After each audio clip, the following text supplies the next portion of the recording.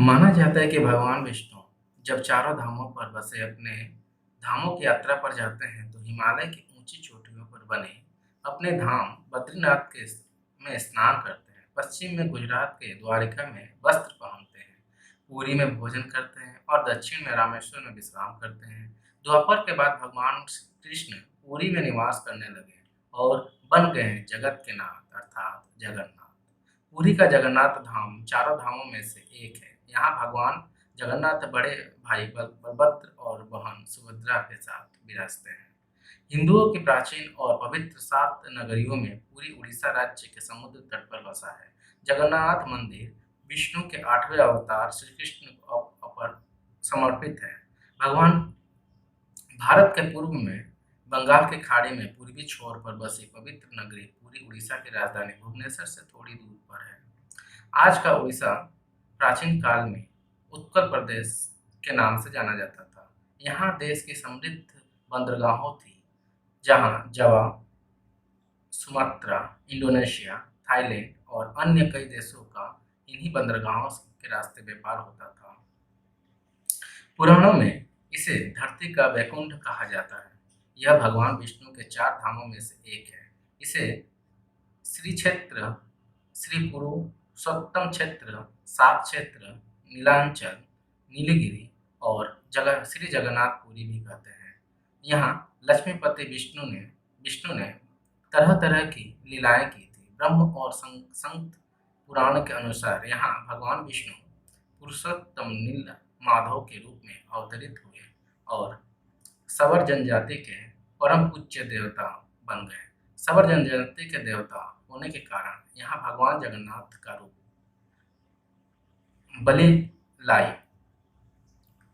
कलिलाई देवताओं की तरह है। पहले कबीले के लोग अपने देवताओं की मूर्तियों का काष्ठ से बनाते थे।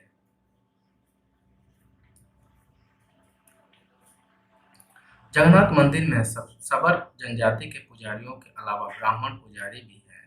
ज्येष्ठ पूर्णिमा से आषाढ़ पूर्णिमा तक सबर जाति के देवतापति जगन्नाथ जी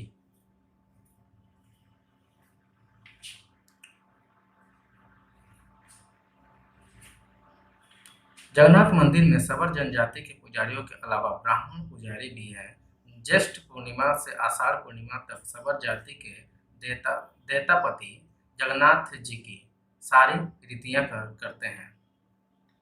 पुराण के अनुसार नीलगिरी में पुरुषोत्तम हरि की पूजा की जाती है। पुरुषोत्तम हरि को यहाँ भगवान राम का रूप माना जाता है। सबसे प्राचीन मत्स्य पुराण में लिखा है कि पुरुषोत्तम क्षेत्र की देवी विमला है और यहाँ उनकी पूजा होती है। रामायण के उत्तराखंड के अनुसार भगवान राम ने रावण के भाई विभीषण को अपने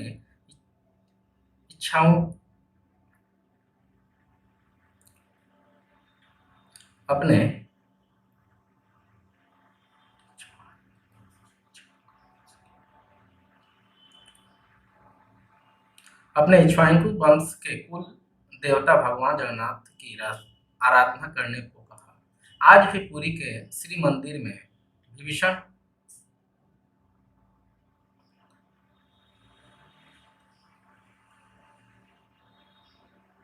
विभीषण बंदपना की परंपरा कायम है।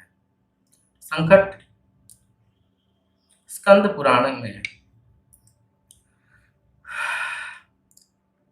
पुराण में पुरी धाम का भौगोलिक वर्णन मिलता है। स्कंद पुराण के अनुसार पुरी का एक दक्षिणवर्ती शंख की तरह है और यह 5 कोस यानी 16 किलोमीटर क्षेत्र में फैला है।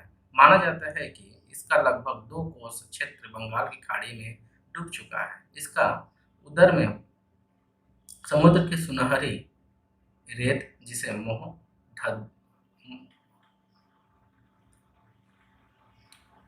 मोहदधी का पवित्र जल धोता रहता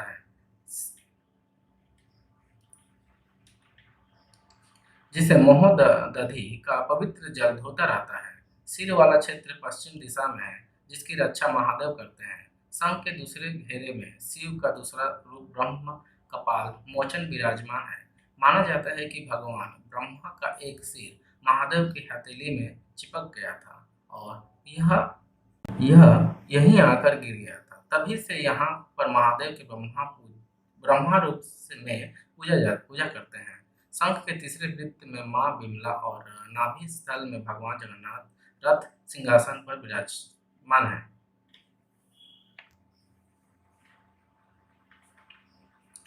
इस मंदिर का सबसे पहला प्रमाण महाभारत के वन पर्व में मिलता है। कहा जाता है कि सबसे पहले सबर आदिवासी विष्णु शिव वसु इस मंदिर का सबसे पहला प्रमाण महाभारत के वन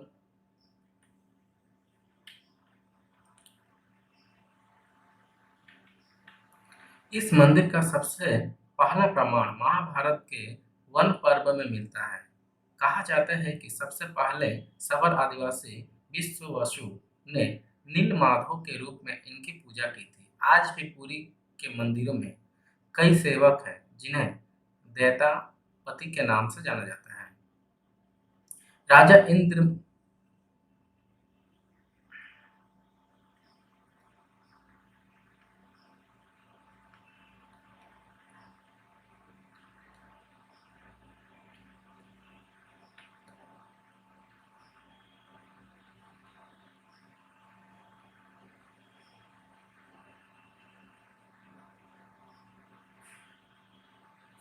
राजा इंद्रदयुम्न ने बनवाया था यहाँ का मंदिर, जिनके पिता का नाम भारत और माता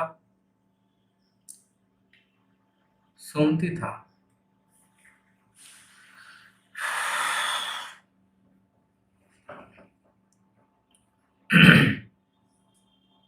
राजा इंद्रदयुम्न ने बनवाया था यहाँ मंदिर।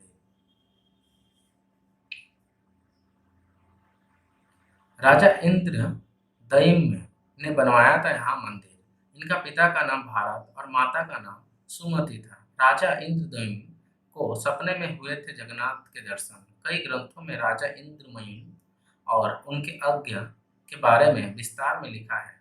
इन्होंने यहाँ कई विशाल यज्ञ किए और एक सरोवर बनाया। एक रात भगवान विष्णु ने उनको सपने में दर्शन दिए और कहा, नीलांचल पर्वत की एक गुफा में मेरी एक मूर्ति है, उसे नीलमाधव कहते हैं। तुम एक मंदिर बनवाकर उसमें मेरी यह मूर्ति स्थापित कर दो। राजा ने अपने सेवकों को नीलमाधव पर्वत की खोज में भेजा। उसमें एक था ब्राह्मण विद्यापति। विद्यापति ने सुन रखा था कि सबर कबीले के लोग नीलमाधव की पूजा करते हैं और उन्होंने अपने देवता की इस मूर्ति को नीलांचल पर्वत की गुफा में छुपा रखा है।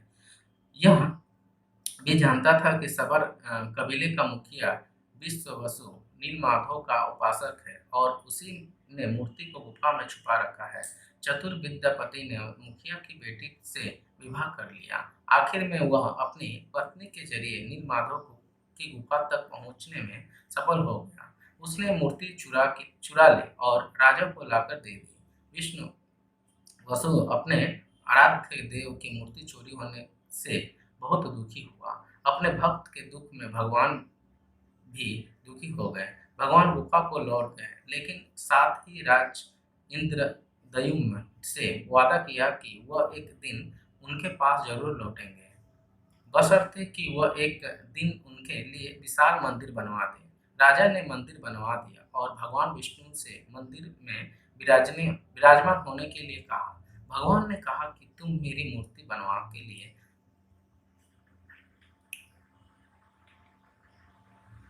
भगवान ने कहा कि तुम मेरी मूर्ति बनवाने के लिए समुद्र में तैर रहा पेड़ का बड़ा टुकड़ा उठाकर लाओ।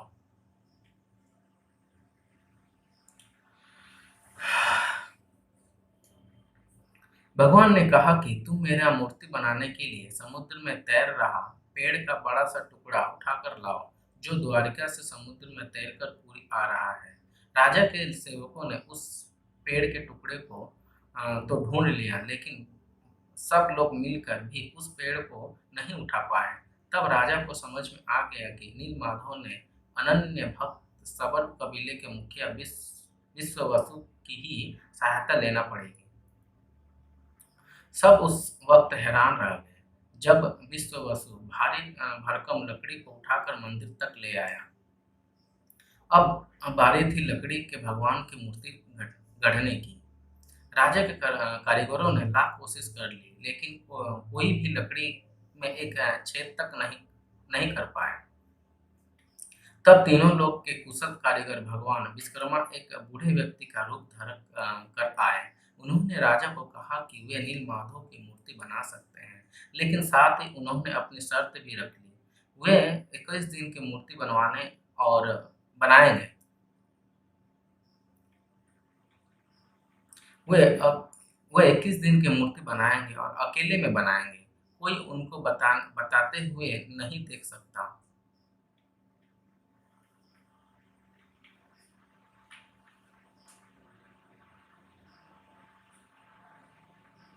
वे 21 दिन की मूर्ति बनाएंगे और अकेले में बनाएंगे। कोई उनको बनाते हुए नहीं देख सकता। उनकी शर्त मान ली गई। लोगों को आ- आरी छैनी या हथौड़ी की आवाज़ें आती रही। रात राजा इंद्र राजा इंद्रद्युम्न की रानी गुंडिया अपने को रोक नहीं पाई। वह दरवाजे के पास गई तो उसे कोई आवाज सुनाई नहीं दी। वह घबरा गई। उसे लगा बूढ़ा कारीगर मर गया। उसने राजा को इसकी सूचना दी। अंदर से कोई आवाज सुनाई नहीं दे रही थी। जो राजा को भी ऐसी लगा। सभी शर्तों और चेतावनियों को दरकिनार करते हुए राजा ने कमरे का दरवाजा खोलने का आदेश दिया। जैसे ही कमरा खोला गया तो बूढ़ा व्यक्ति गायब था और उसमें 3 अधूरी मूर्तियां मिली पड़ी मिली।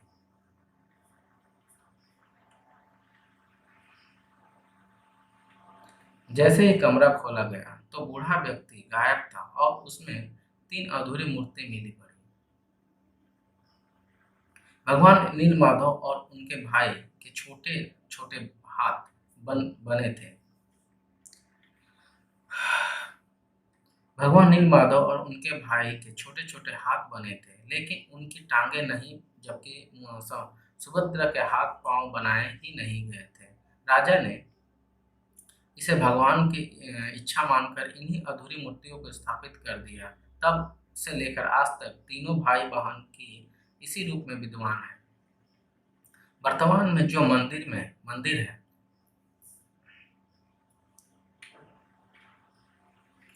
वर्तमान में जो मंदिर है वह 7वीं सदी में बनवाया था।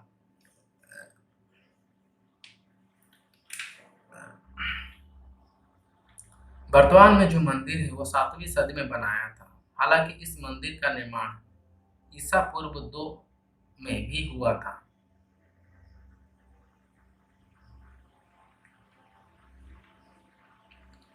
यहाँ स्थित मंदिर 3 बार टूट चुका है। 1174 ईस्वी में उड़ीसा शासक अंगन भीमदेव ने इसका जीर्णोद्धार करवाया था। मुख्य मंदिर के आसपास लगभग 30 छोटे-छोटे मंदिर स्थापित थे।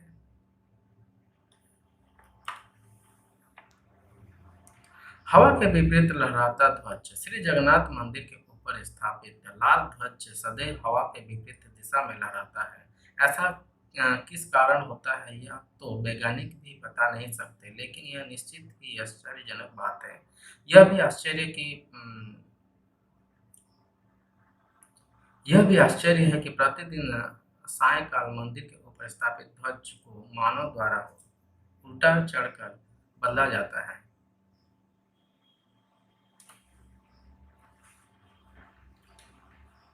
यह भी आश्चर्य है कि प्रतिदिन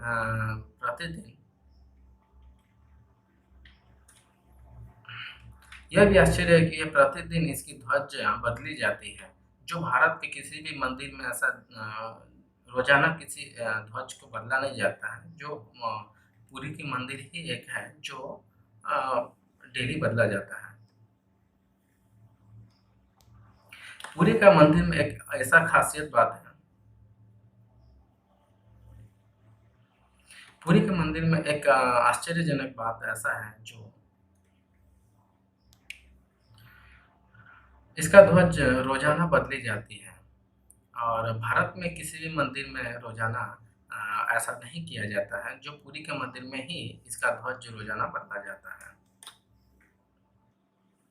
ध्वज भी इतना भव्य है कि जब यह लहराता है तो इसे सब देखते ही रह जाते हैं। ध्वज पर शिव का चंद्र बना हुआ रहता है। इसकी गुंबद की छाया नहीं बनती। यह दुनिया का सबसे भव्य और ऊंचा मंदिर है। यह मंदिर 4 लाख वर्ग फुट के क्षेत्र में फैला हुआ है, लेकिन इसकी ऊंचाई लगभग 214 फुट है। मंदिर के पास खड़े रहकर इसका गुंबद देख पाना असंभव है।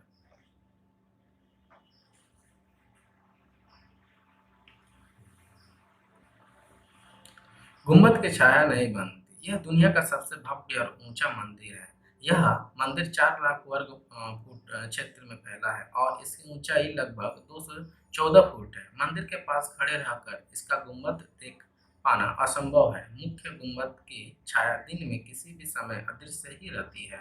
हमारे पूर्वज कितने बड़े इंजीनियर रहे होंगे, यह इस एक मंदिर के उदाहरण में समझा जा सकता है। पुरी के मंदिर का भव्य रूप 7वीं सदी के निर्मित किया गया है।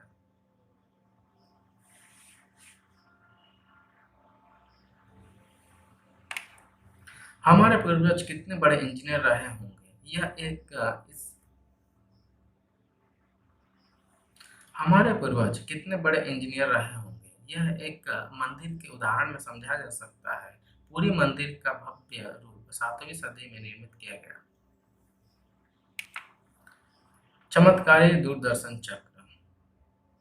चमत्कारी सुदर्शन चक्र। पुरी में किसी भी स्थान में आप मंदिर के शीर्ष पर लगे सुदर्शन चक्र को देखेंगे तो वह आपको सदैव अपने सामने ही लगा दिखेगा। इसे नील चक्र भी कहते हैं। यह अष्ट धातु से निर्मित है और अति पावन और पवित्र माना जाता है। हवा की दिशा सामान्य दिनों में हवा की दिशा सामान्य दिनों के समय हवा समुद्र से जमीन की तरफ आती है और शाम के दौरान इसके विपरीत, लेकिन पूरी में इसका उल्टा होता है। अधिकतर समुद्र तटों पर आमतौर पर हवा समुद्र से जमीन की ओर आती है, लेकिन यहाँ हवा जमीन से समुद्र की ओर आती जाती है।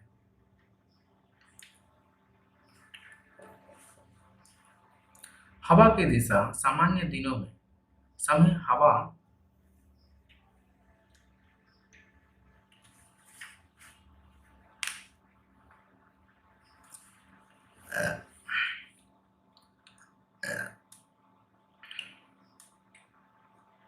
हवा का दिशा सामान्य दिनों के समय हवा समुद्र के जमीन की तरफ आती है और शाम के दौरान इसके विपरीत, लेकिन पूरी में उल्टा होता है। अधिकतर समुद्र तटों पर आमतौर पर हवा समुद्र से जमीन की ओर आती है, लेकिन यहाँ हवा जमीन से समुद्र की ओर जाती है। गुंबद के ऊपर नहीं उड़ते पक्षी। मंदिर के ऊपर गुंबद के आप आसपास जब तक कोई पक्षी उड़ता हुआ नहीं देखा गया। इसके ऊपर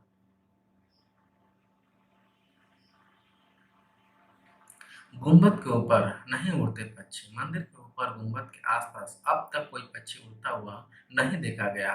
इसके ऊपर से विमान नहीं उड़ाया जा सकता है। मंदिर के शिखर के पास पक्षी उड़ते नजर नहीं आते, जबकि देखा गया कि भारत के अधिकतर मंदिरों के गुंबदों पर पक्षी बैठ जाते हैं या आसपास उड़ते हुए नजर आते हैं।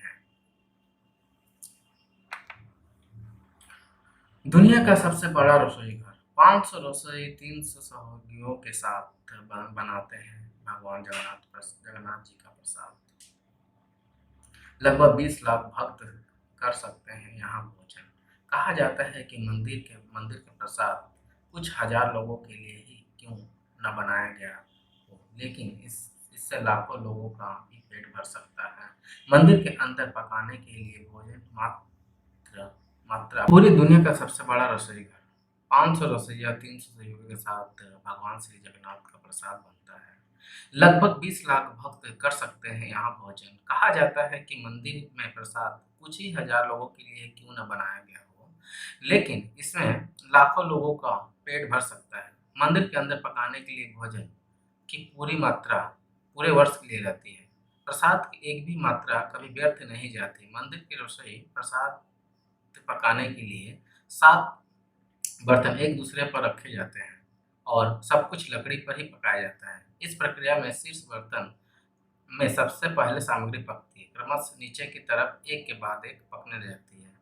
अर्थात सबसे ऊपर रखे बर्तन का खाना पहले पक जाता है। है ना चमत्कार?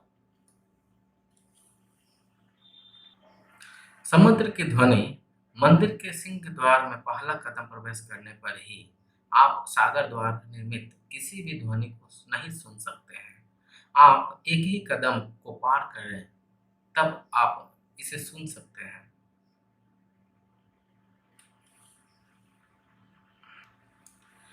मन समुद्र की ध्वनि मंदिर के सिंह द्वार में पहला कदम प्रवेश करने पर ही मंदिर के अंदर आप सागर द्वार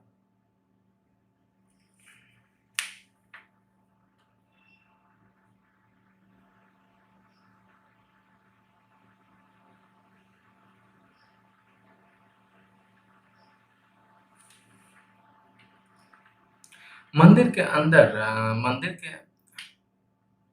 मंदिर के अंदर सिंह द्वार में पहला कदम प्रवेश करते ही आप सागर द्वार का निर्मित किसी भी ध्वनि को नहीं सुन सकते हैं। आप मंदिर के बाहर एक ही कदम पार करते ही आप इसे सुन सकते हैं। इसे शाम को स्पष्ट रूप से अनुभव किया जा सकता है। इसी तरह मंदिर के बाहर स्वर्ग द्वार है, जहाँ पर मोक्ष प्राप्ति के लिए शव जलाए जाते हैं। लेकिन जब आप मंदिर के बाहर निकलेंगे तब भी आपको लाशों के जलने की गंध महसूस होगी।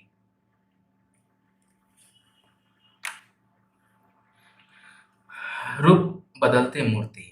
यहाँ कृष्ण रूप बदलती मूर्ति। यहाँ श्री कृष्ण को जगन्नाथ कहते हैं। जगन्नाथ के साथ उनके भाई बलभद्र, बलराम और बहन सुभद्रा विराजमान है। तीनों की मूर्तियाँ काष्ठ की बनी होती है। यहाँ प्रत्येक 12 साल के एक बार होता है प्रतिमा का नौ कलेवण।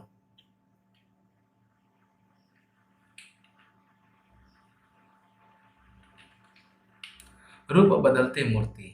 यहाँ श्री कृष्ण को जगन्नाथ कहते हैं। जगन्नाथ के साथ उनके भाई बलभद्र, बलराम और बहन सुभद्रा विराजमान है। तीनों की ये मूर्तियाँ काष्ठ की बनी होती है। यहाँ प्रत्येक 12 साल के में एक बार होता है प्रतिमा का नव निर्माण। मूर्तियाँ नई जरूर बनाई जाती है, लेकिन आकार और रूप वही रहता है। कहा जाता है कि उन मूर्तियों की पूजा नहीं होती, केवल दर्शना दर्शनार्थ रखी जाती है।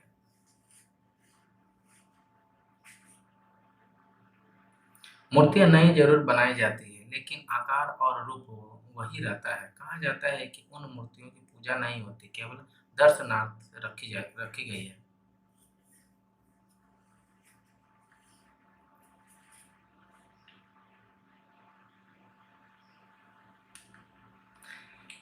मूर्तियाँ नई जरूर बनाई जाती है, लेकिन आकार और रूप वही रहता है। कहा जाता है कि उन मूर्तियों को पूजा नहीं होती, केवल दर्शन के लिए रखी जाती है। विश्व की सबसे बड़ी रथ यात्रा पुरी की ही है। आषाढ़ माह में भगवान रथ पर सवार होकर अपनी मौसी रानी गुटिचा के घर जाते हैं। यह रथ यात्रा 5 किलोमीटर में फैले पुरुषोत्तम क्षेत्र में ही होती है। रानी गुटिचा भगवान जगन्नाथ के परम भक्त राजा इंद्रयून इंद्रयूम्न की पत्नी थी, इसलिए रानी को भगवान जगन्नाथ की मौसी कहा जाता है। अपनी मौसी के घर भगवान 8 दिन रहते हैं। आषाढ़ शुक्ल दशमी को वापसी की यात्रा होती है। भगवान जगन्नाथ का रथ नंदी घोष है। देवी सुभद्रा का रथ दर्प दलन है और भाई से बलभद्र का रथ रथ तलध्वज है। रच रच और भाई बलभद्र का रथ तलध्वज है। पुरी के गजपति महाराज सोने की झाड़ू बुहारते हैं। पुरी के गजपति महाराज सोने की झाड़ू बुहारते हैं, जिसे छेरा पैरन कहते हैं। हनुमान जी कहते हैं, जगन्नाथ की समुद्र से रक्षा। हनुमान जी करते हैं जगन्नाथ की समुद्र से रक्षा। माना जाता है कि 3 बार समुद्र ने जगन्नाथ जी के मंदिर तोड़ हनुमान जी करते हैं जगन्नाथ की समुद्र से रक्षा। हनुमान जी करते हैं जगन्नाथ की समुद्र से रक्षा। माना जाता है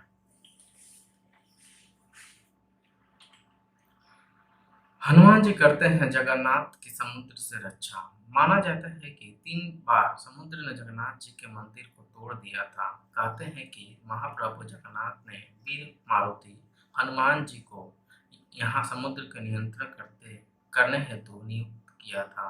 परंतु जब तब हनुमान जी जगन्नाथ, बलभद्र एवं सुभद्रा के दर्शनों का लोक संवरण नहीं कर पाते थे। वे प्रभु के दर्शन के लिए नगर में प्रवेश कर जाते थे। ऐसे में समुद्र भी उनके पीछे नगर में प्रवेश कर जाता था। केसरी केसरी नंदन हनुमान जी की इस आदत से परेशान होकर जगन्नाथ महाप्रभु ने हनुमान जी को यहाँ स्वर्ण बेड़ी से आबद्ध आबद्ध कर दिया।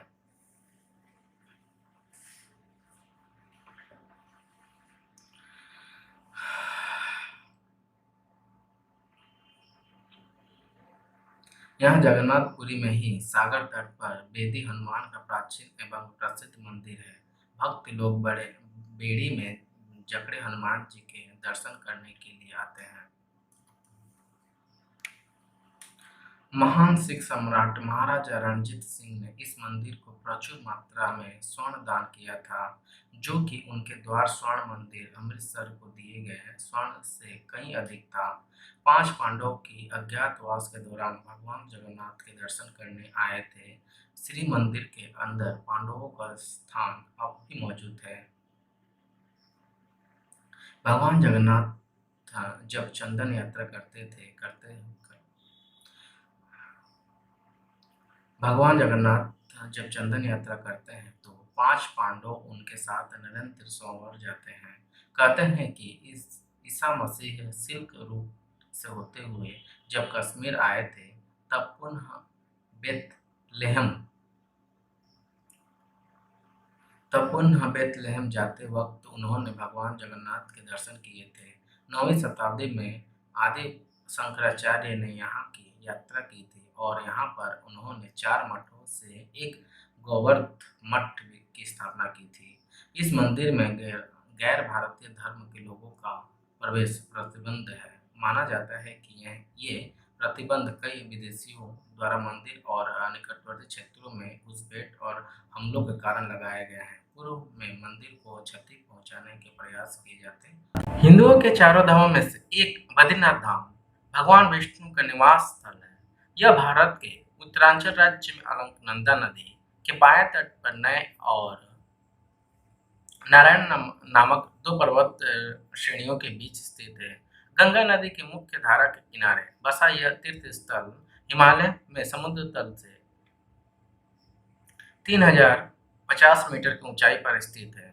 आओ जानते हैं इसके 10 रहस्य। हिंदुओं के 4 धाम तीर्थ स्थल के नाम हैं बद्रीनाथ, द्वारका, जगन्नाथ और रामेश्वर। ये 4 धाम प्रमुख हैं, लेकिन जब व्यक्ति बद्रीनाथ दर्शन करने जाता है तो उसे गंगोत्री, यमुनोत्री और केदारनाथ के दर्शन भी करना चाहिए। इन चारों को मिलाकर छोटा धाम 4 धाम कहा जाता है। कहा गया है।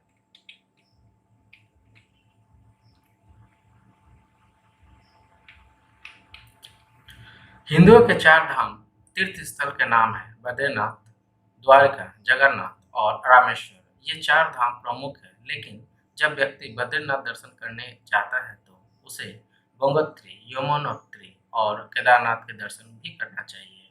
इन चारों को मिलाकर छोटा सा 4 धाम कहा गया है। केदारनाथ को जहाँ भगवान शंकर का आराम करने का स्थान माना गया है, वहीं बद्रीनाथ को सृष्टि का 8वां वैकुंठ कहा गया है, जहाँ भगवान विष्णु 6 माह निद्रा में रहते हैं और 6 माह जागते हैं। यहाँ बद्रीनाथ की मूर्ति शालग्राम शिला साल सालग्रामा शिला से बनी हुई है। चतुर्थ ध्यान मुद्रा में है। यहाँ नर नारायण विग्रह यहाँ बद्रीनाथ की मूर्ति सालग्राम समीला से बनी हुई है। चतुर्थ ध्यान मुद्रा में है। यहाँ नर नारायण विग्रह की पूजा होती है और अखंड दीप जलता है, जो कि अचल ज्ञान ज्योति का प्रतीक है। बद्रीनाथ का बद्रीनाथ का नाम इसलिए बद्रीनाथ है क्योंकि यहाँ प्रचुर मात्रा में पाई जाने वाली जंगली बेरी को बद्री कहते हैं। इसके कारण बद्री इस धाम का नाम बद्री पड़ा है। यह भगवान विष्णु का विशाल मंदिर है और यहाँ संपूर्ण क्षेत्र प्रकृति की गोद में स्थित है। केदार घाटी में दो पहाड़ हैं और नर और नारायण पर्वत। विष्णु के 24 अवतारों में से एक नर और नारायण ऋषि की यह तपोभूमि है। उनके ताप से प्रसन्न होकर केदारनाथ में शिव प्रकट हुए थे। दूसरी ओर बद्रीनाथ धाम है, जहाँ भगवान विष्णु विश्राम करते हैं। कहते हैं कि सतयुग में बद्रीनाथ धाम की स्थापना नारायण ने की। कहते हैं कि सतयुग में बद्रीनाथ धाम की स्थापना नारायण ने की थी।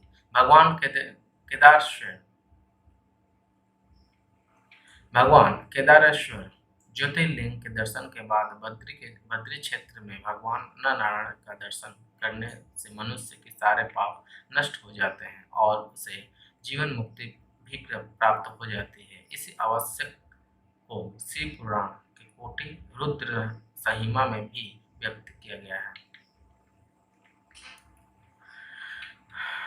पुराणों अनुसार भूकंप, जल प्रलय और सूखे के बाद गंगा लुप्त हो जाएगी।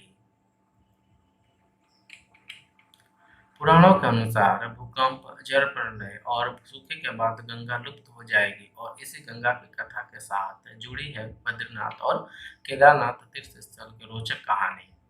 भविष्य में नहीं होंगे बद्रीनाथ के दर्शन, क्योंकि माना जाता है कि जिस दिन नर और नारायण पर्वत आपस में मिल जाएंगे, बद्रीनाथ का मार्ग पूरी तरह बंद हो जाएगा। भक्त केदारनाथ के दर्शन नहीं कर पाएंगे। पुराणों के अनुसार आने वाले कुछ वर्षों में वर्तमान बद्रीनाथ धाम और केदारेश्वर धाम लुप्त हो जाएंगे और वर्षों बाद भविष्य बद्री नामक नए तीर्थ का उद्गम होगा। यह भी मान्यता है कि ज्योतिष मठ के स्थित नृसिंह भगवान की मूर्ति का एक हाथ साल दर साल पतला होता जा रहा है। जिस दिन यह हाथ लुप्त हो जाएगा, उस दिन बद्री और केदारनाथ तीर्थ स्थल भी लुप्त होना प्रारंभ हो जाएगा। मंदिर में बद्रीनाथ की दाहिनी और कुबेर की मूर्ति भी है। उनके सामने उद्धव जी है। मंदिर में बद्रीनाथ के दाहिनी और कुबेर की मूर्ति भी है। उनके सामने उद्धवी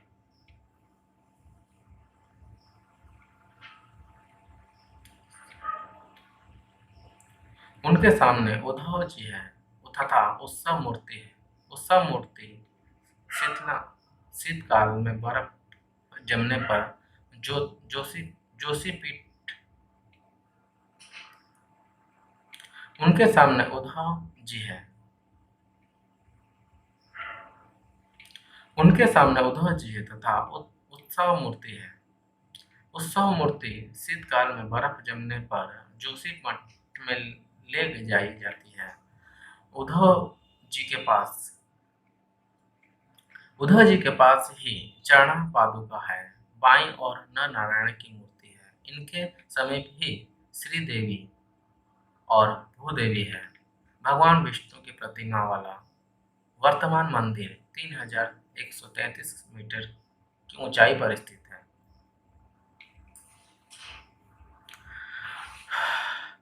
भगवान विष्णु की प्रतिमा वाला वर्तमान मंदिर 3133 मीटर की ऊंचाई पर स्थित है और माना जाता है कि आदि शंकराचार्य 8वीं शताब्दी के दार्शनिक संत ने इसका निर्माण कराया था। इसके पश्चिम में 27 किलोमीटर की दूरी पर स्थित बद्रीनाथ शिखर की ऊंचाई 7,138 मीटर है।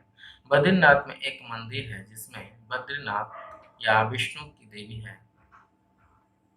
यह 2000 वर्ष से भी अधिक समय से एक प्रसिद्ध तीर्थ स्थान रहा है।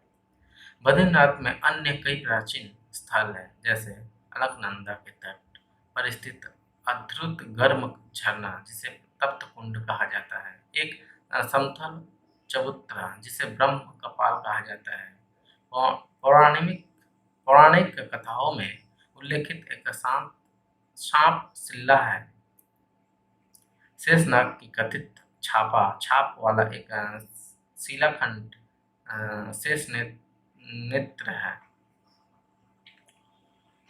पौराणिक कथाओं में उल्लेखित एक सांप शिला है, शेषनाग की कथित छाप वाला एक शिलाखंड शेष नेत्र है। भगवान विष्णु के पैरों के निशान है।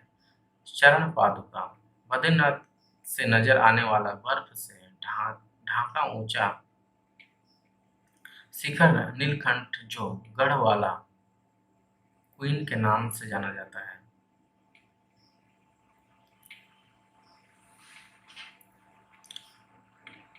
बद्रीनाथ से नजर आने वाला बर्फ से ढका ऊंचा शिखर नीलकंठ जो गढ़वाल क्वीन के नाम से जाना जाता है। पौराणिक कथाओं और यहाँ की लोक कथाओं के अनुसार यहाँ नीलकंठ पर्वत के समीप भगवान विष्णु ने बाल रूप में अवतरण किया था। कहते हैं कि भगवान विष्णु जी अपने ध्यान योग और विश्राम हेतु एक उपयुक्त स्थान खोज रहे थे और उन्हें अलकनंदा नदी के समीप यह स्थान बहुत भा गया। उस वक्त यह स्थान भगवान शंकर और पार्वती का निवास स्थान था। ऐसे में विष्णु के एक युक्ति सोच ऐसे में विष्णु की एक युक्ति सोची। एक दिन शिव और पार्वती भ्रमण के लिए बाहर निकले और जब वे वापस लौटे तो उन्होंने द्वार पर एक नन्हे शिशु को रोते हुए देखा।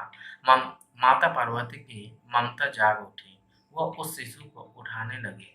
तभी शिव ने रोका और कहा कि उस शिशु का मत छुओ। पार्वती ने पूछा क्यों? शिव बोले यह कोई अच्छा शिशु नहीं है। शिव बोले यह कोई अच्छा शिशु नहीं है। सोचो यह यहाँ अचानक कैसे और कहाँ से आ गया। दूर तक कोई इसके माता पिता नजर नहीं आते। यह कोई बच्चा नहीं बल्कि मायावी लगता है। लेकिन माता पार्वती नहीं मानी और वह बच्चे को उठाकर घर के अंदर ले गई। पार्वती ने बच्चे को चुप कराया और उसे दूध पिलाया। फिर वह बच्चे को वहीं सुलाकर शिव के साथ नजदीक नज नजदीप के एक गर्म झरने में स्नान करने के लिए चली गई। फिर वह बच्चे को वहीं सुलाकर शिव के साथ नजदीक के एक गर्म झरने स्नान करने के लिए चली गई। जब वे दोनों वापस लौटे तो उन्होंने देखा कि घर दरवाजा अंदर से बंद था। पार्वती ने शिव से कहा कि अब हम क्या करें? शिव ने कहा कि यह तुम्हारा बालक है, मैं कुछ नहीं कर सकता।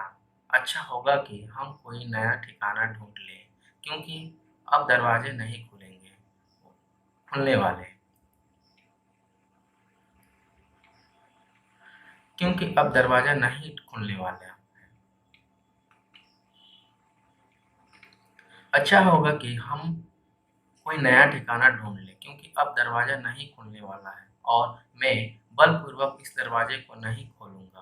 कहते हैं कि शिव और पार्वती वह स्थान छोड़कर केदारनाथ चले गए और वह बालक जो भगवान विष्णु थे वही जमे रहे। इस तरह भगवान विष्णु ने जबरन बद्रीनाथ को अपना विश्राम स्थान बना लिया। जब भगवान विष्णु ध्यान योग में लीन थे, बहुत अधिक हिमपात होने लगा। भगवान विष्णु और उनका घर हिम में पूरी तरह डूबने लगा। यह देखकर माता लक्ष्मी का व्याकुल हो उठी। तब उन्होंने स्वयं भगवान विष्णु के समीप खड़े होकर एक बेर बद्री वृक्ष का रूप ले लिया और समस्त हिम को अपने ऊपर सहने लगे।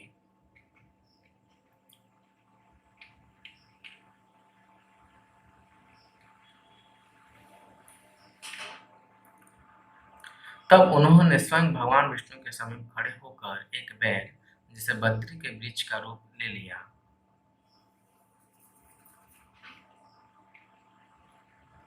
तब उन्होंने स्वयं भगवान विष्णु के समीप खड़े होकर बेर के वृक्ष का रूप ले लिया, जिसे बद्री का वृक्ष भी कहते हैं, और समस्त हिम को अपने ऊपर सहने लगी। माता लक्ष्मी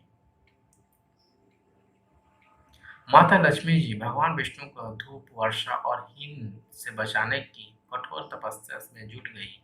कई वर्षों बाद जब भगवान विष्णु ने अपना तप पूर्ण किया तो देखा कि लक्ष्मी जी हिम से ढकी पड़ी हैं। तो उन्होंने माता लक्ष्मी से तप को देखकर कहा कि हे देवी। तो उन्होंने माता लक्ष्मी के तप को देखकर कहा कि हे देवी, तुमने भी मेरे ही बराबर तप किया है, सो आज से इस धाम पर मुझे तुम्हारे ही साथ पूजा जाएगा। और क्योंकि तुमने मेरी रक्षा बद्री वृक्ष के रूप में की है और क्योंकि तुमने मेरी रक्षा बद्री वृक्ष के रूप में की है, सो आज से मुझे बद्रीनाथ के नाम से जाना जाएगा। इस तरह से भगवान विष्णु का नाम बद्रीनाथ पड़ा। चार धाम में से एक बद्रीनाथ के बारे में एक कहावत प्रचलित है कि जो जाए बद्री वह न आए औदरी। अर्थात जो व्यक्ति बद्रीनाथ के दर्शन कर लेता है उसे पुनः उधर यानी गर्भ में नहीं आना पड़ता। मतलब दूसरी बार जन्म लेना नहीं लेना पड़ता है। शास्त्रों के अनुसार मनुष्य को जीवन में कम से कम 2 बार बद्रीनाथ की यात्रा जरूर करना चाहिए। चार धाम में से एक बद्रीनाथ के बारे में यह कहावत प्रचलित है कि जो जाए बद्री वह न आए अदरी। अर्थात जो व्यक्ति बद्रीनाथ के दर्शन कर लेता है उसे पुण्य। चारों धामों में से एक और धाम रामेश्वर धाम। रामेश्वर श्री माँ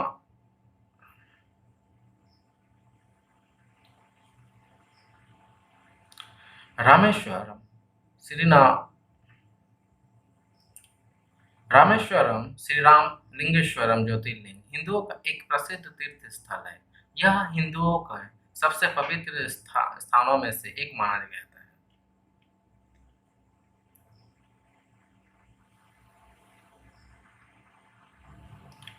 रामेश्वरम श्री राम लिंगेश्वरम ज्योतिर्लिंग हिंदुओं का एक प्रसिद्ध तीर्थ स्थल है। यह हिंदुओं के सबसे पवित्र स्थानों में से एक माना जाता है। इसे चार धाम की यात्राओं में से एक स्थल माना जाता है। इसके अलावा यहाँ स्थापित शिवलिंग 12 द्वादश ज्योतिर्लिंग में से एक माना जाता है। रामेश्वर तमिलनाडु राज्य के रामनाथपुर जिले में स्थित है।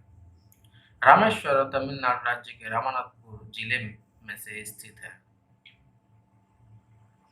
मन्नार की खाड़ी में स्थित द्वीप जहां भगवान राम का लोक प्रसिद्ध विशाल मंदिर है।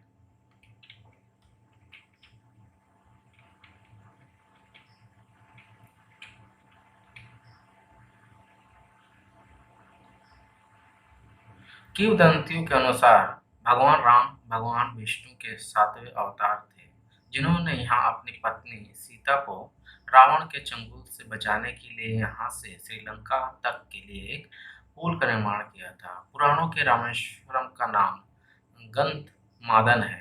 वास्तव में रामेश्वर का अर्थ होता है भगवान राम और इस स्थान का नाम भगवान राम के नाम पर ही रखा गया है।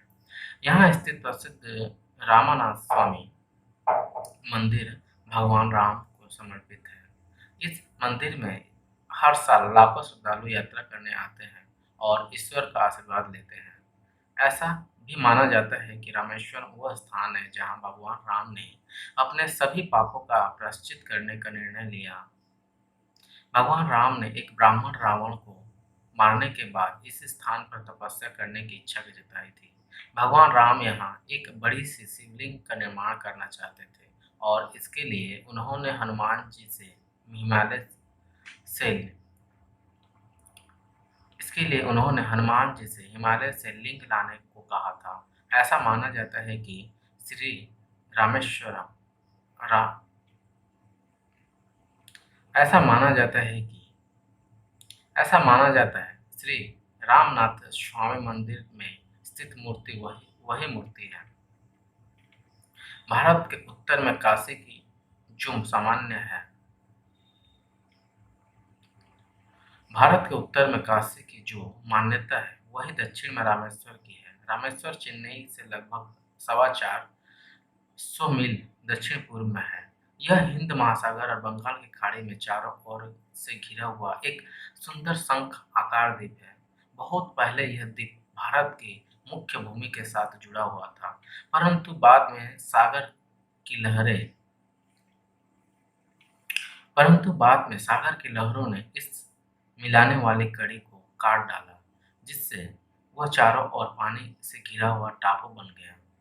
यहाँ भगवान राम ने लंका पर चढ़ाई करने से पूर्व एक पत्थरों के सेतु का निर्माण करवाया था, जिस पर चढ़कर वानर सेना लंका पहुंची। वह जो वहां विजय पाई। बाद में राम ने विभीषण के अनुरोध पर धनु को धनुष कोटि नामक स्थान पर यह सेतु तोड़ दिया था। आज भी इस 30 मील आज भी इस 30 मील 48 किलोमीटर लंबे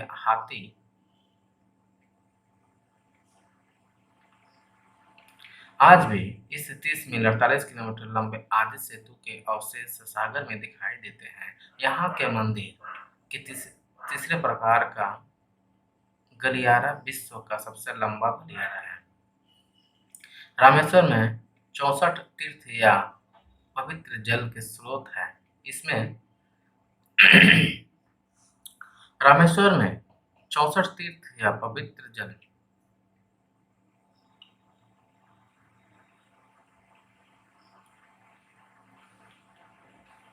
रामेश्वर में 64 तीर्थ या पवित्र जल के स्रोत है। इनमें से 24 को अत्यंत महत्वपूर्ण माना जाता है। माना जाता है कि इसमें डुबकी लगाकर नहाने से सारे पाप धुल जाते हैं। ऐसा माना जाता है कि अगर व्यक्ति के जीवन के सारे पाप धुल जाएं, तो उसे मोक्ष का रास्ता मिल जाता है।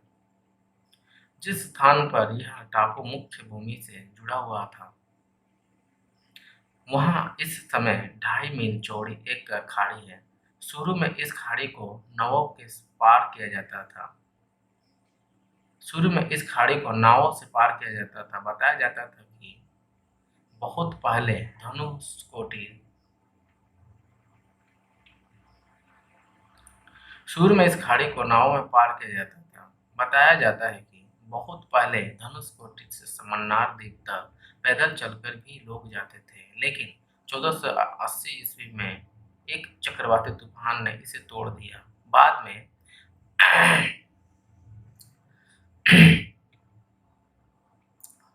बाद में आज से लगभग 400 वर्ष पहले कृष्ण प्यनाया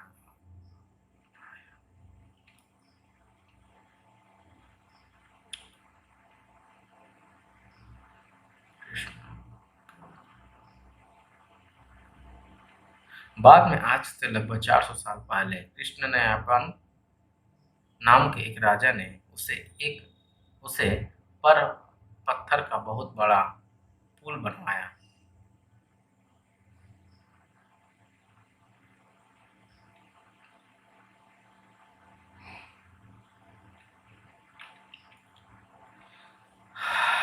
बाद में आज से लगभग 400 साल पहले कृष्ण प्यानायन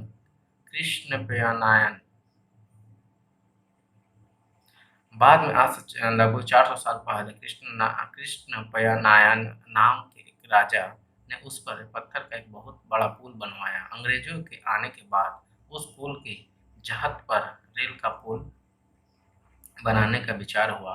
उस समय तक का पुराना पत्थर का पुल लहरों की टक्कर से हिलकर टूट चुका था।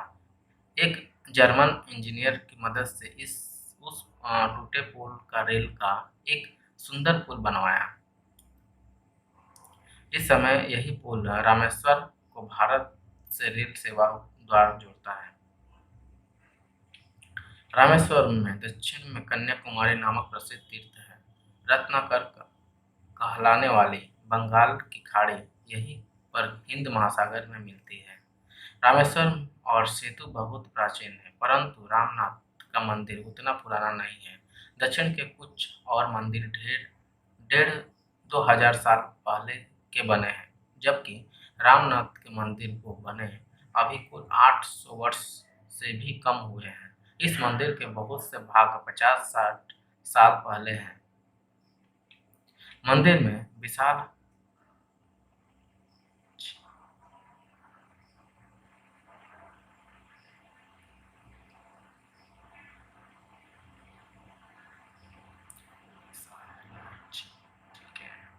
मंदिर में विशालाक्षी जी के गर्भगृह के निकट ही 9 ज्योतिर्लिंग हैं, जो लंकापति विभीषण द्वारा स्थापित बताए जाते हैं। रामनाथ के मंदिर में जो ताम्र ताम्रप्र ताम- ताम्रपट रामनाथ मंदिर में जो ताम्रपट है, उन्हें उनसे पता चलता है कि 1173 ईस्वी में श्रीलंका के राजा पराक्रम बाहु ने मूल लिंग वाले गर्भगृह का निर्माण कराया था। उस मंदिर में अकेले शिवलिंग की स्थापना की थी, देवी की मूर्ति नहीं रखी गई थी। इस कारण वह निसंगेश्वर का मंदिर कहलाता है। यही मूल मंदिर आगे चलकर वर्तमान दशा को पहुंचाता है।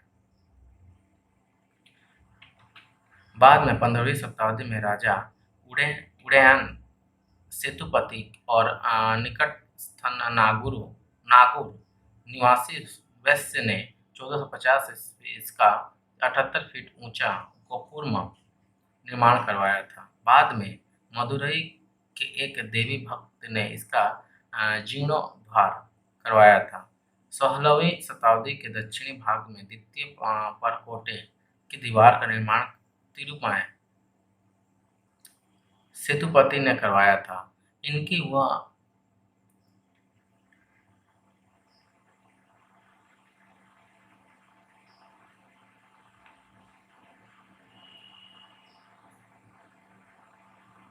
इनकी वह इनके पुत्र की मूर्ति द्वार पर भी विराजमान है।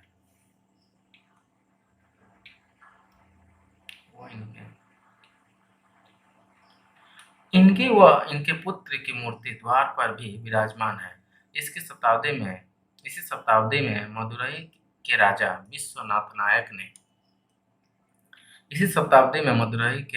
विश्वनाथ नायक ने एक अधीनस्थ राजा उड़ैन सेतुपति कट्टतेश्वर ने दंडी मंडप आदि निर्माण करवाया।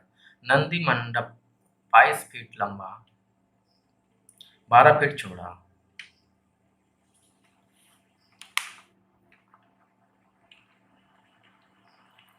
इसी शताब्दी में मदुरई के राजा विश्वनाथ नायक ने एक अधीनस्थ राजा उड़ैन के सेतुपति कट्टतेश्वर ने नंदी मंडप आदि निर्माण कराया। नंदी मंडप 22 फीट लंबा, 12 फीट चौड़ा और 17 फीट चौड़ा ऊंचा है। रामनाथ के मंदिर के साथ सेतु बांधों का मंदिर आज से 500 वर्ष पहले रामनाथपुरम के राजा उड़ैन सेतुपति और एक धनी वैश्य ने मिलकर बनाया था। 17वीं शताब्दी ने दलवाय सेतुपति ने 17वीं शताब्दी में दलवाय सेतुपति ने मूर्ति गोपुरम आरंभ किया। 18वीं शताब्दी में रवि विजय सेतुपति ने देवी देवताओं के सदन 17वीं शताब्दी में दलवाय सेतुपति ने पूर्वी गोपुरम आरंभ किया। 18वीं शताब्दी में रवि विजय सेतुपति ने देवी देवताओं के शयन गृह और एक मंडप बनवाया। बाद में मृत्यु रामलिंग सेतुपति ने बाहरी पर कोटे का निर्माण करवाया। 1857-1904 के बीच मध्य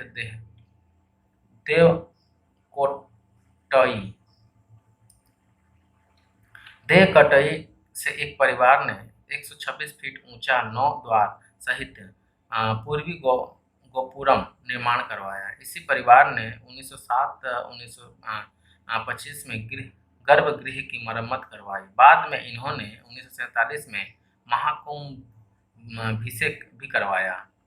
दिल्ली का खिलजी वंश भी रामेश्वर के इतिहास के साथ जुड़ा हुआ है।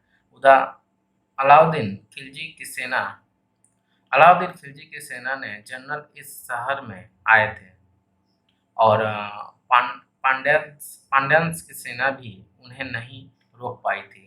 उनके आगमन के अवसर पर जनरल से रामेश्वरम में आलिया अल दिन खालदीजी मस्जिद का निर्माण करवाया था। अलाउद्दीन खिलजी की सेना ने जनरल इस शहर में आए थे और पांड्यान्स की सेना भी इन्हें नहीं रोक पाई थी। उनके आगमन के अवसर पर जनरल ने रामेश्वर में आलिया अल दिन खालदीजी मस्जिद का निर्माण कराया था। 16वीं शताब्दी में यह शहर विजयनगर के राजाओं के नियंत्रण में आ गया था और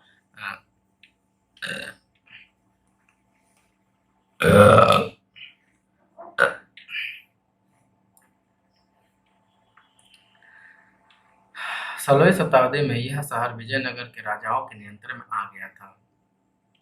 1795 तक रामेश्वरम पर ब्रिटिश ईस्ट इंडिया कंपनी ने आधिपत्य जमा लिया था। रामेश्वर की इमारतों की वास्तुकला में आज भी स्थानीय रंग को आसानी से देखा जा सकता है।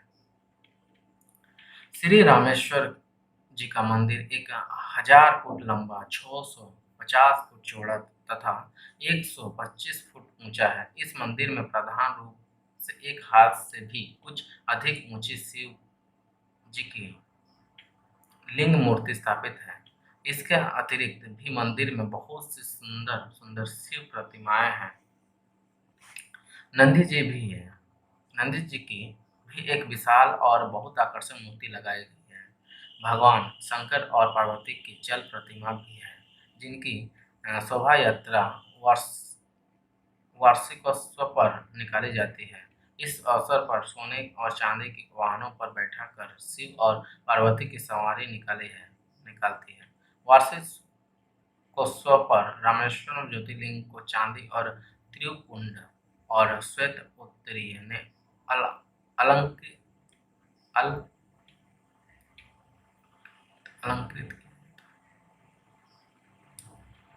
श्वेत उत्तरीय से अलंकृत किया जाता है और अर्थात सजाया जाता है, जिससे लिंग की अद्भुत शोभा होती है। उत्तराखंड के गंगोत्री में गंगा जल लेकर श्री रामेश्वर ज्योतिर्लिंग पर चढ़ाने का विशेष महत्व बताया गया है। श्री रामेश्वर पहुंचने वाला तीर्थ यात्री के पास यदि गंगा जल उपलब्ध नहीं है तो वहां के पंडित लोग दक्षिणा लेकर छोटी छोटी शीशियां में इस इत्र की शीशी जैसी गंगा जल देते हैं।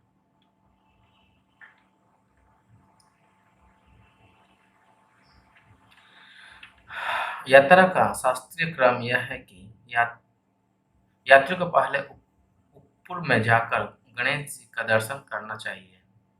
रामाना रामन रामनाथपुरम में 20 मील उत्तर यह ग्राम है।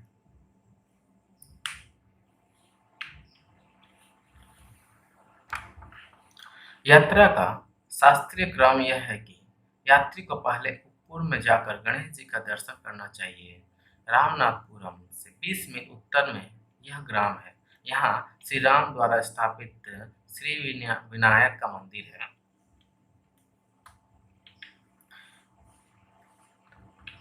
ऊपर के पश्चात देवी पत्तन जाना चाहिए। रामनाथपुर से यह 12 मील दूर है। श्री राम ने यहाँ नवग्रह स्थापना किया था। सेतुबंध यहीं से प्रारंभ हुआ है।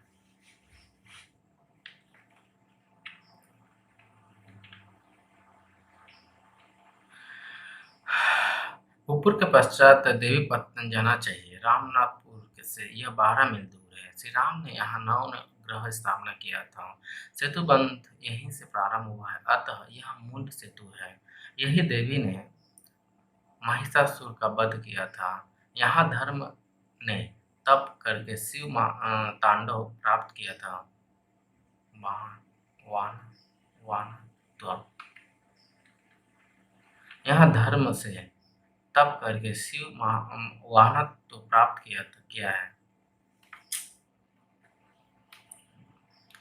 यहाँ धर्म ने तप करके शिव वाहनत्व प्राप्त किया है। उनके द्वारा निर्मित धर्म पुष्करिणी है। महर्षि गालों की यह तपोभूमि है। यहाँ समुद्र के समीप धर्म पुरुष पुष्करिणी सरोवर है। अब इतना वर्ड हार्ड। यहाँ समुद्र के समीप धर्म पुष्करिणी सरोवर है। समुद्र उथला है। उसमें 9 पत्थर के छोटे छोटे स्तंभ हैं। ये 9 ग्रह के प्रतीक हैं। सरोवर में स्नान करके जब समुद्र में इतनी परिक्रमा की जाती है। बहुत काटे पड़ो।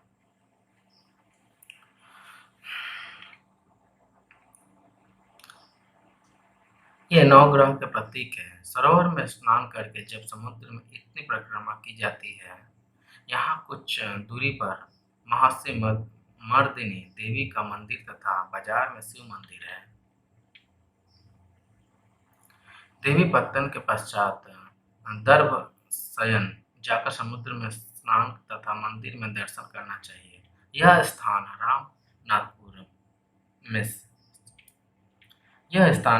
रामनाथपुर से 6 मील दूर है। यहाँ से समुद्र 3 मील आगे है। मंदिर के पास ही धर्मशाला है। मंदिर में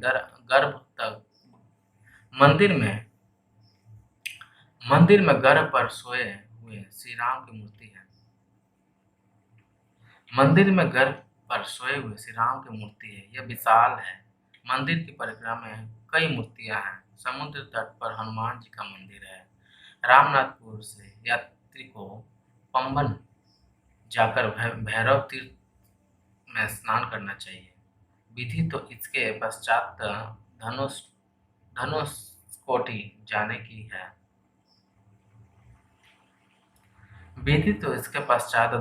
धनुषकोटि जाने की है, किंतु धनुषकोटि तीर्थ समुद्र तूफान में नष्ट हो गया है। वैसे वहां जाने का मार्ग अब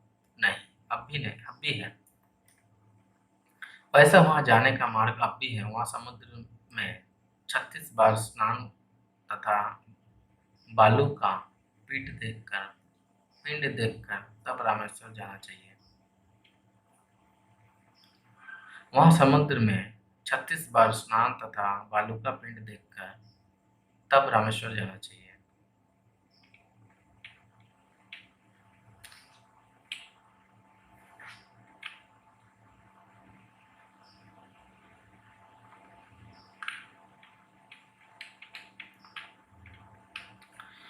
चौबीस कुंड श्री राम तब आता है इसका 24 कुंड। श्री रामेश्वर मंदिर में परिसर के भीतर ही 24 कुएं का इसमें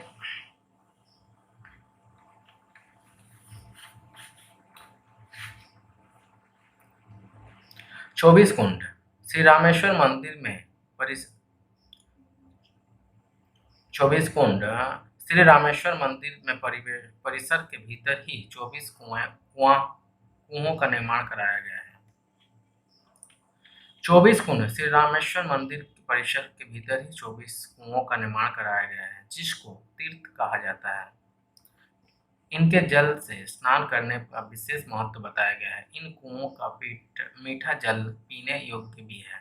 मंदिर के बाहर भी बहुत से कुएं बने हुए हैं, किंतु उन सभी का जल खरा है। मंदिर परिसर के भीतर के कुएं के संबंध में ऐसा प्रसिद्ध है कि ये कुआं भगवान श्री राम ने अपने अमोघ बाणों के द्वारा तैयार किए थे। उन्होंने उनके तीर्थों का जल मंगाकर उन कुओं में छोड़ा था। उन्होंने अनेक तीर्थों का जल मंगाकर उन कुओं में छोड़ा था, जिनके कारण उन कुओं को आज भी तीर्थ कहा जाता है। इनमें उनमें उनमें कुछ के नाम इस प्रकार है: गंगा, यमुना, गाय, गया। उनमें कुछ के नाम इस प्रकार है: गंगा, यमुना, गया, शंख, चंद्र, कुमुद आदि। श्री रामेश्वर धाम में कुछ अन्य भी दर्शनीय तीर्थ हैं, जिनके नाम है: राम तीर्थ, अमृत वाटिका, हनुमान कुंड, ब्रह्म हत्या तीर्थ, विभीषण तीर्थ, माधव कुंड, सेतु माधव, नंदिकेश्वर तथा अष्टल अष्टलक्ष्मी मंडप आदि तथा अष्टल तथा चारों धाम में से एक चौथा धाम द्वारका धाम। मथुरा से निकलकर भगवान श्री कृष्ण ने द्वारका क्षेत्र में ही पहले से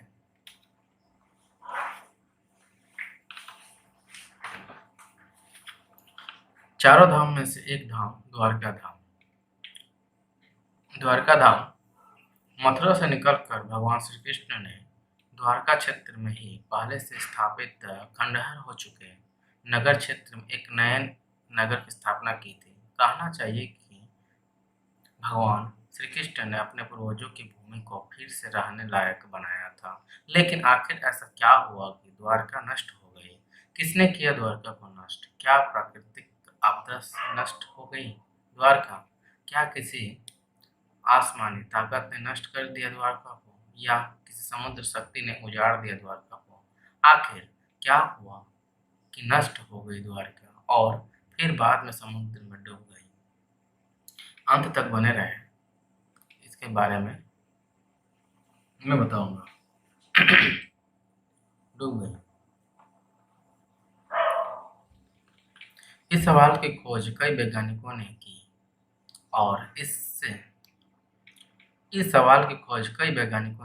और उससे जवाब भी ढूंढे हैं। सैकड़ों फीट नीचे समुद्र में इन्हें ऐसे अवशेष मिले हैं जिनसे चलते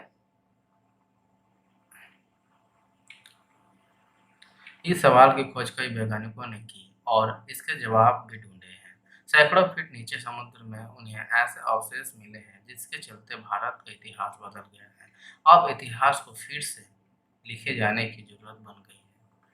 आओ इस सबके खुलासे के पहले जान ले आओ आओ इस सबसे पहले आओ इस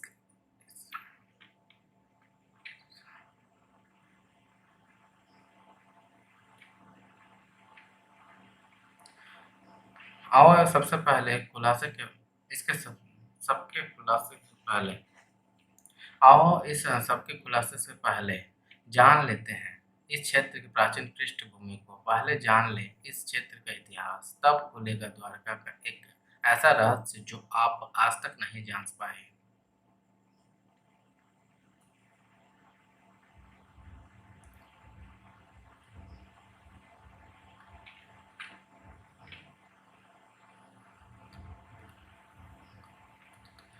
यह याति के प्रमुख 5 पुत्र थे। एक पुरुष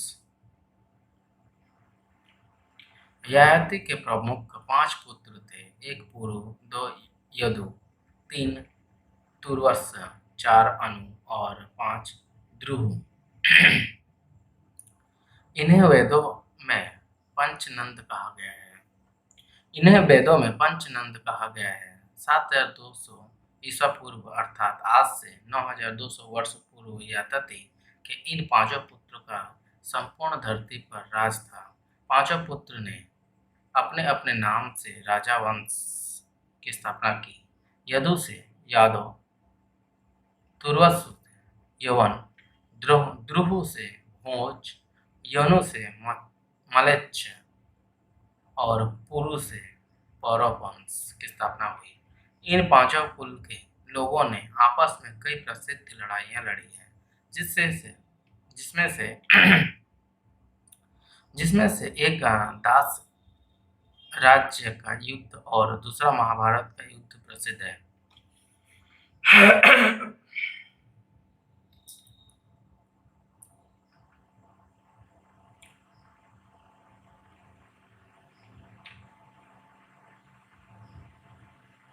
इन 5 कुल के इन पांचों कुल के लोगों ने आपस में कई प्रसिद्ध लड़ाइयाँ लड़ी हैं, जिसमें से एक दास राज्य का युद्ध और दूसरा महाभारत का युद्ध प्रसिद्ध है।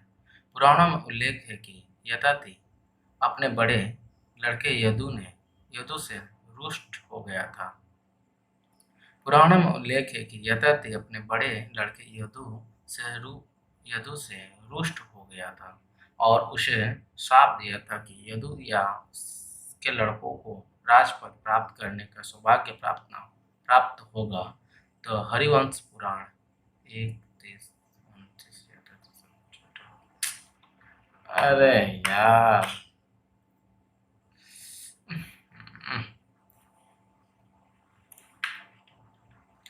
पुराणों में उल्लेख है कि यद्यपि अपने बड़े लड़के यदु से न रुष्ट हो गया था और उसे श्राप दिया था कि या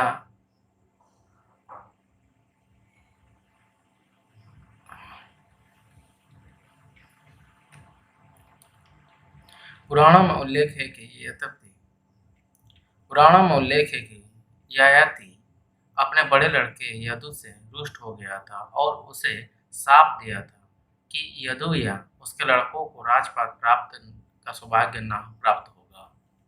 यद्यपि सबसे छोटे बेटे पुरु को बहुत अधिक चाहता था और उसी को उसने राज्य देने का विचार प्रकट किया, परंतु राजा के सभा सभासदों ने ज्येष्ठ पुत्र के रहते हुए इस कार्य का विरोध किया।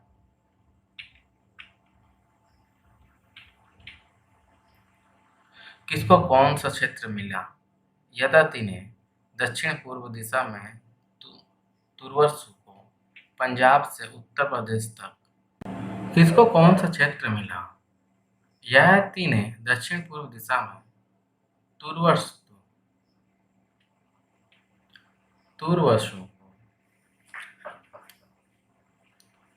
ययाति ने दक्षिण पूर्व दिशा में तुर्वसु को, पश्चिम में द्रुह को, दक्षिण में यदु को और उत्तर में अनु को मांडलिक मांडलिक पद पर नियुक्त किया तथा पुरु को संपूर्ण भूमंडल के राज्य पर अभिषिक्त भूमंडल के राज्य पर अभिषिक्त तथा पुरु को संपूर्ण भूमंडल के राज्य पर अभिषिक्त किया कर स्वयं वन चले गए। यदु ने यदु ने पूर्व पक्ष का समर्थन किया और स्वयं मांडलिक पद से इनकार कर दिया। इस पर पुरु को राजा घोषित किया गया। और वह प्रतिष्ठान की मुख्य शाखा का शासक हुआ। उसके वंशज पौरव कहलाए। अन्य चारों भाइयों को जो प्रदेश दिए गए उनका विवरण इस प्रकार है। यदु को चरवरावती अर्थात चर्मदंडी चंबल अथवा चंबल, बेत्रवती बेतवा और सुक्तिमती केन का तटवर्ती प्रदेश मिला। तुर्वसु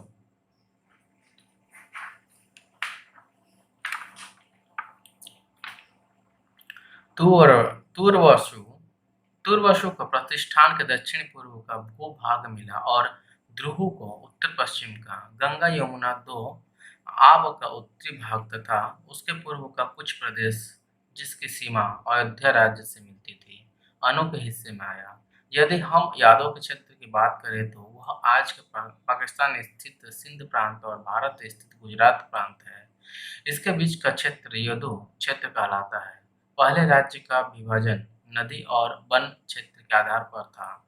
सरस्वती नदी पहले गुजरात के कच्छ के समुद्र के विलीन होती थी।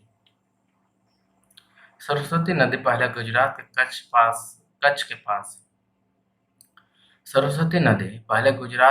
कच्छ के पास के समुद्र में विलीन होती थी। सरस्वती नदी के इस पार अर्थात विदर्भ की ओर गोदावरी नर्मदा तक से लेकर उस पार सिंधु नदी के किनारे तक का क्षेत्र यदुओं का था। सिंधु के उस पार यदु के दूसरे भाई का क्षेत्र था। द्वारका का परिचय। कई रा- कई द्वारों कई द्वारों शहर होने के कारण द्वारका इसका नाम पड़ा। कई द्वारों शहर होने के कारण इसका नाम द्वारका पड़ा। इस शहर के चारों ओर बहुत ही लंबी दीवार थी जिसमें कई द्वार थे। वह दीवार आज भी समुद्र के तल में स्थित है। भारत के सबसे प्राचीन नगरों में से एक है द्वारका। ये 7 नगर है: द्वारका, मथुरा, काशी, हरिद्वार, अवंतिका, कांची और अयोध्या। द्वारका को द्वारपति, द्वारवती, कुस्थ कुस्थली, आनंद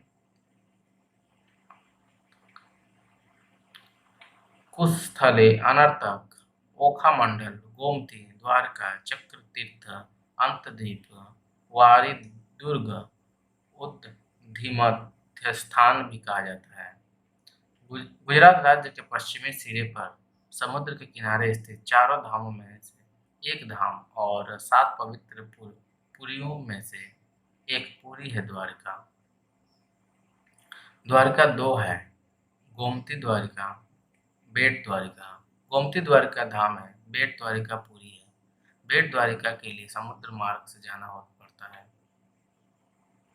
द्वारका का प्राचीन नाम कुस्थली है। द्वारका का प्राचीन नाम कुस्थली है। पौराणिक कथाओं के अनुसार महाराजा रौतक के समुद्र के कुश विचारक यज्ञ करने के कारण ही इस नगरी का नाम कुस्थली हुआ था। यहाँ द्वारकाधीश का प्रसिद्ध मंदिर होने के साथ ही अनेक मंदिर और सुंदर मनोरम और रमणीय स्थान है। मुस्लिम आक्रमणकारियों के यहाँ के बहुत से प्राचीन मंदिर तोड़ दिए। यहाँ से समुद्र को निहारना अति सुखद है। कृष्ण ने कृष्ण ने ने कृष्ण ने राजा कंस का वध कर दिया तो कंस के ससुर ससुर ससुर कृष्ण ने राजा कंस का वध कर दिया था। कंस के ससुर मगधिपति जरासंध ने कृष्ण और यदुओं का नामोनिशान मिटा देने की ठान रखी थी। कृष्ण ने राजा कंस का वध कर दिया तो कंस के ससुर मगधपति राजा जरासंध ने कृष्ण और यदुओं का नामोनिशान मिटा देने का ठान ली थी। वह मथुरा और यादवों पर बारंबार आक्रमण करता था। उसके कई मलेच्छ और यवनी मित्र राजा थे। अतः यादवों की सुरक्षा को ध्यान में रखते हुए कृष्ण के मथुरा को छोड़ने का निर्णय लिया। विनता के पुत्र गरुड़ की सलाह एवं कुकुंती के आमंत्रण पर विनता के पुत्र गरुड़ की सलाह और कुकुंती के आमंत्रण पर कृष्ण कुशस्थली आ गए। वर्तमान द्वारका नगर कुशस्थली के रूप में पहले से ही विद्वान थी। वर्तमान द्वारिका नगर उस स्थली के रूप में पहले से ही विद्यमान थी। कृष्ण ने इसी उजाड़ हो चुकी नगरी को पुनः बसाया।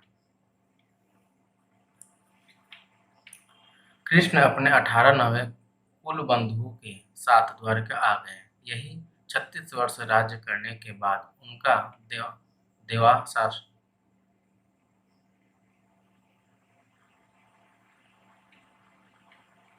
यही 36 वर्ष राज्य करने के बाद यहीं 36 वर्ष राज्य करने के बाद उनका देहावसान हुआ। भगवान यहीं 36 वर्ष राज्य करने के बाद उनका देहावसान हुआ। देवासन देहा देहावसान देहा देहावसान हुआ। इन्हें 36 वर्ष राज्य करने के बाद उनका देहावसान हुआ। द्वारका के समुद्र में डूब जाने और यादव कुलों के नष्ट हो जाने के बाद कृष्ण के प्रपौत्र ब्रज अथवा ब्रजनाथ द्वारका के यदुवंश के अंतिम शासक थे, जो युवाओं की आपसी लड़ाई में जीवित बच गए थे। द्वारका के समुद्र में डूबने पर अर्जुन द्वारका गए और वज्र तथा शेष बची यादव महिलाओं को हस्तिनापुर ले आए। कृष्ण के प्रपौत्र ब्रज को हस्तिनापुर में मथुरा का राजा घोषित किया। वज्रनाथ के नाम से ही मथुरा क्षेत्र को ब्रजमंडल कहा जाता है। गुजरात में सौराष्ट्र प्रायद्वीप के पश्चिमी सिरे पर स्थित द्वारका भारत का एक प्राचीन शहर है। देवभूमि के रूप में जाना जाने वाला द्वारका एकमात्र ऐसा शहर है जो हिंदू धर्म में वर्णित चार धाम और सप्तपुरी सात पवित्र शहर दोनों का हिस्सा है। नागेश्वर ज्योतिर्लिंग मंदिर जो 12 ज्योतिर्लिंग में से एक है, द्वारका में मौजूद है। चलिए आपको इस लेख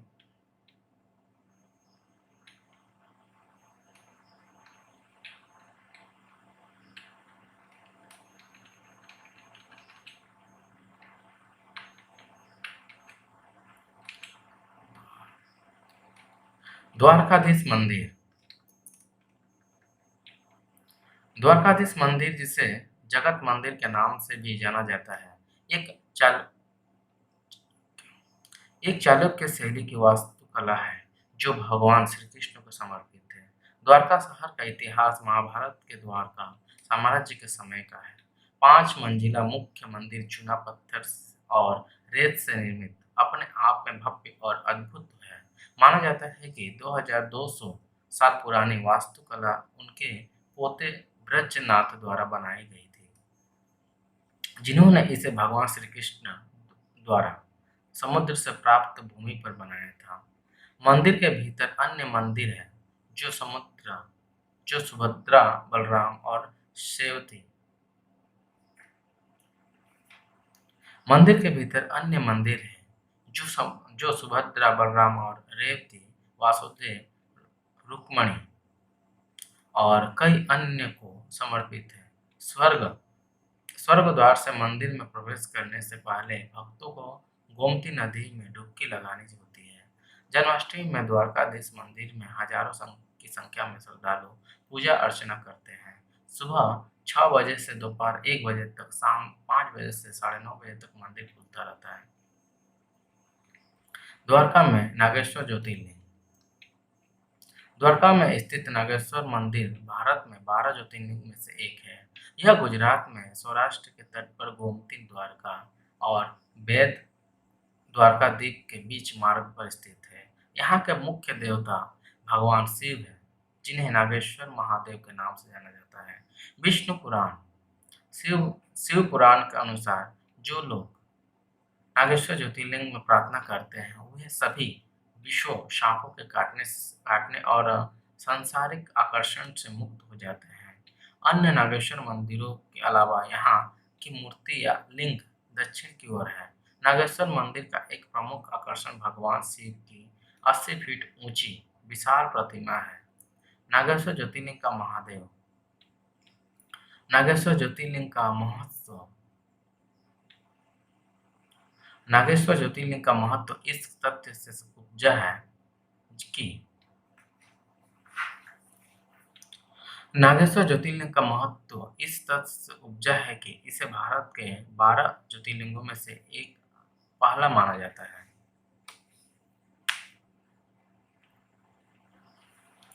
नागेश्वर ज्योतिर्लिंग का महत्व इस तथ्य से उपजा है कि इसे भारत में 12 ज्योतिर्लिंगों में से पहला माना जाता है।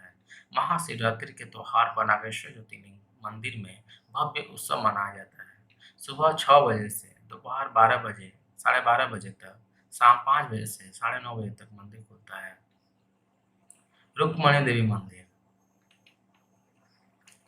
भगवान कृष्ण की पत्नी रुक्मणी को समर्पित ये खूबसूरत मंदिर शहर के बाहर सिर्फ 2 किलोमीटर की दूरी पर स्थित है। 12वीं सदी से निर्मित इस मंदिर के वास्तुशिल्प को देखकर आपका दिल खुश यकीनन हो जाएगा। इस मंदिर के पीछे हिंदू पौराणिक कहानी की शुरुआत रुक्मणी देवी और उनके पति भगवान श्री कृष्ण से होती है। जब रास्ते में रुक्मणी देवी अपने पति की मदद से गंगा में अपनी प्यास बुझाने के लिए रुकती है। जब ऋषि दुर्वासा के मांगने पर देवी रुक्मणी ने उन्हें पानी देने से मना कर देता दिया।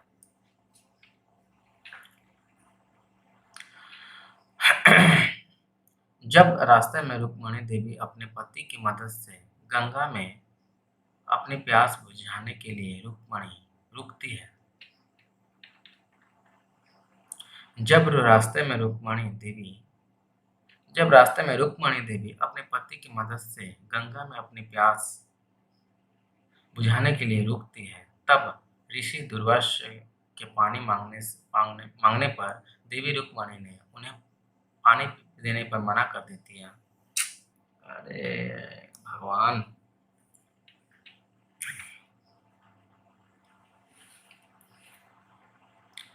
जब रास्ते में रुक्मणी देवी अपने पति की मदद से गंगा में अपनी प्यास बुझाने के लिए रुकती है, जब ऋषि दुर्वासा के पानी मांगने पर देवी रुक्मणी ने उन्हें पानी देने से मना कर दिया, तब ऋषि ने उन्हें भगवान श्री कृष्ण से अलग होने का श्राप डाला, जिस वजह से ये मंदिर द्वारकाधीश मंदिर से कुछ दूरी बनाया गया है। सुबह 6 बजे से रात 9:30 बजे तक मंदिर खुलता है। सुबह 6 बजे से रात 9:30 बजे तक मंदिर खुलता है।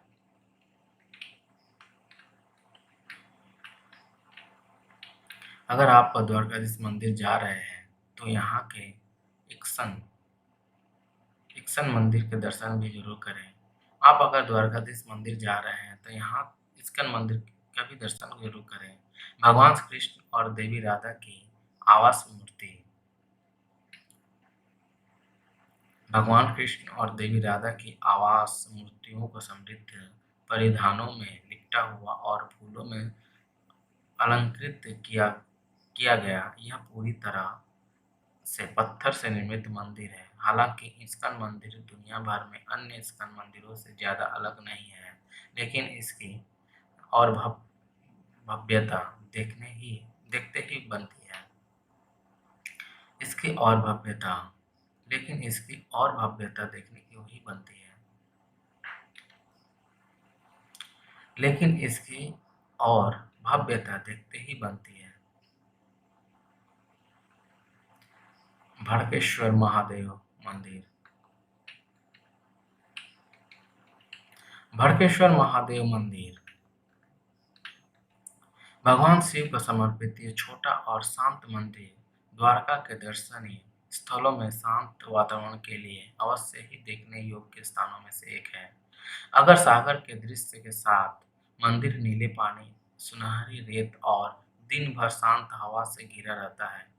भड़केश्वर भदकेश्वर महादेव मंदिर लगभग 5000 साल पुराना एक प्राचीन मंदिर है, जिसे अगर सागर के पाए गए एक स्वयंभू शिवलिंग के आसपास बनाया गया था। मंदिर हर साल मानसून के दौरान समुद्र में डूब जाता है, जिसे भक्त प्रकृति द्वारा अभिषेक गुजरात के द्वारका में स्थित यह पवित्र कृष्ण मंदिर तीनों लोकों में सबसे सुंदर मंदिर के रूप में जाना जाता है। इस मंदिर को हिंदुओं का प्रमुख व महत्वपूर्ण स्थान के रूप में देखा जाता है। मंदिर में स्थापित श्री कृष्ण की द्वारकाधीश के रूप में पूजा की जाती है।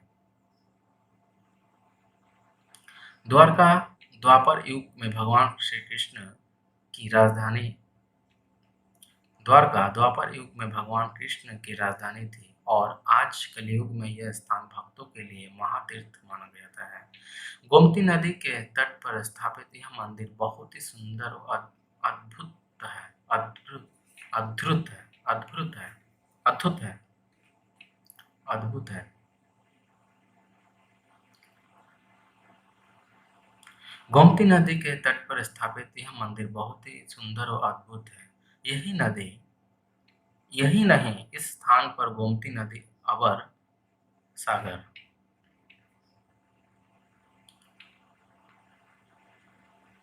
यही नहीं, इस स्थान पर गोमती नदी अरब सागर से मिलती है।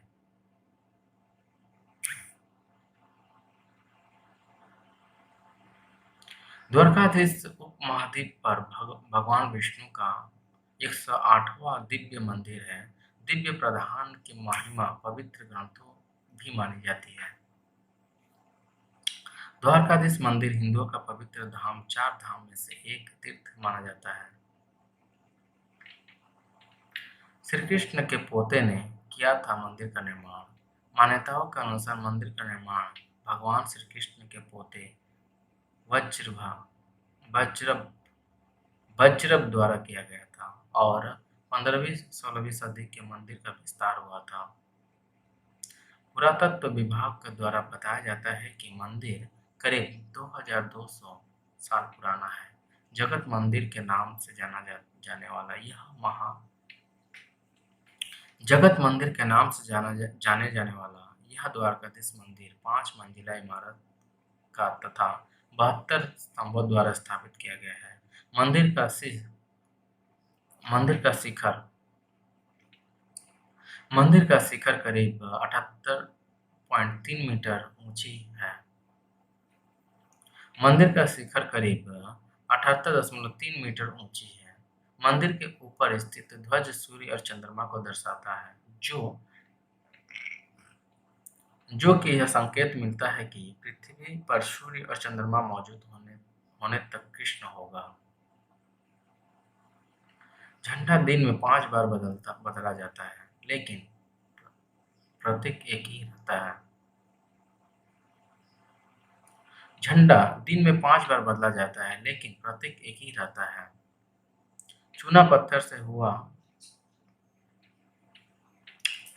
चूना पत्थर से मंदिर का निर्माण हुआ है। इस प्राचीन व उद्भुत उद-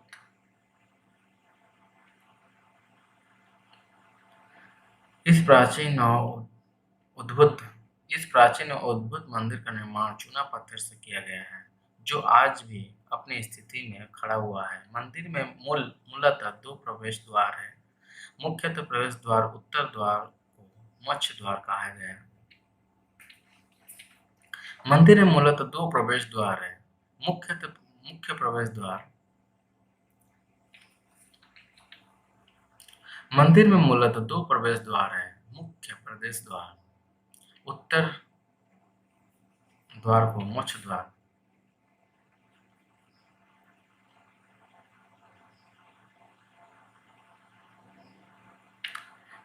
मंदिर में मूलतः 2 प्रवेश द्वार हैं। मुख्य प्रवेश द्वार उत्तर द्वार को मंदिर में मूलतः 2 प्रवेश द्वार हैं। मंदिर में मूलतः 2 प्रवेश द्वार हैं। मंदिर में मूलतः मंदिर में